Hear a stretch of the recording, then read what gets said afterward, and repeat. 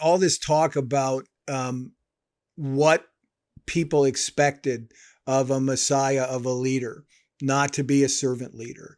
And then you preface this by level setting us on Jesus's life and his impact on the world in which he came to live. It reminds me, it occurs to me as I'm sitting here, it reminds me of what I say about public relations, that there are three ways to make news. The easiest way, which doesn't last that long, it doesn't make the greatest impact, is to meet expectations. That's this king coming in and being the kind of king that takes over, big sword, violence,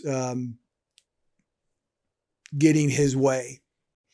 There's exceeding expectations. That can get more noteworthy, and that's maybe why people like Caligula are more noteworthy, because they were really, really violent in the way that they did things. They exceeded expectations as terrible as those expectations were. And the best way to, as I say, commit news is to upset expectations.